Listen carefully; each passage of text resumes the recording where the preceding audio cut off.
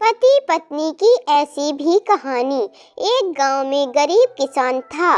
वे और उसकी पत्नी दोनों दिन भर मेहनत करके शाम का बहुत मुश्किल से अपने लिए खाना जुटा पाते थे।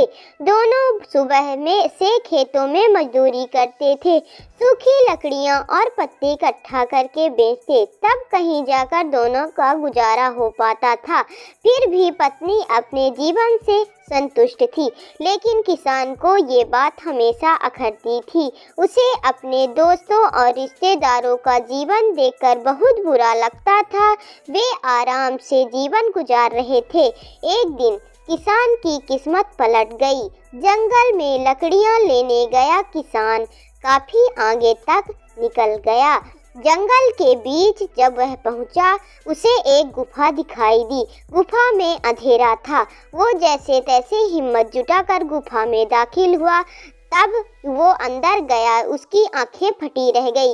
अंदर एक पूरा खजाना था। उसने खजाने पर कब्जा कर लिया और गुफा को मिट्टी, पत्थर, पेड़ों से पत्तों से ढक दिया। फिर बैलगाड़ी से निकल धीरे धीरे सारा खजाना अपने घर ले आया। पहले तो थोड़ा धन देखकर उसकी पत्नी बहुत खुश हुई, लेकिन जब किसान रोज गाड़ी भर कर धन घर लाने लगा तो पत्नी ने उसे रोका, समझाया कि इतना धन इकट्ठा करना ठीक नहीं है।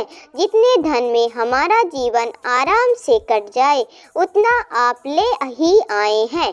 लेकिन किसान के सिर पर तो धन की धुन सवार थी ना, कहते हैं ना। उसने नया घर खरीद लिया, नौकर चाकर रख लिए, पूरे खजाने को अपने घर में सुरक्षित करके रख लिया। धीरे धीरे उसने धनवान होने की बात दूर दूर तक फैल गई। कई लोग रिश्तेदारियों में निकलकर उसके पास आने लगे, उसे इज्जत देने लगे। वे भी धन के अभिमान में उसे बुरी आदतें लग गई।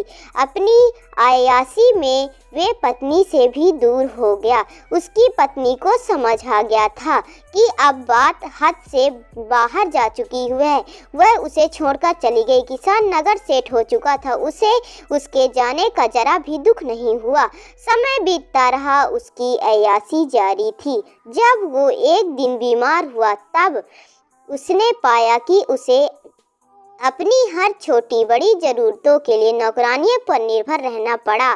जब उसकी तबीयत थोड़ी ठीक हुई तो वो नगर में घूमने निकला, कोई पहचान न ले, इसलिए उसने थोड़ा भेष बदल लिया। उसने सोचा क्यों ना अपने बारे में लोगों से पूछा जाए।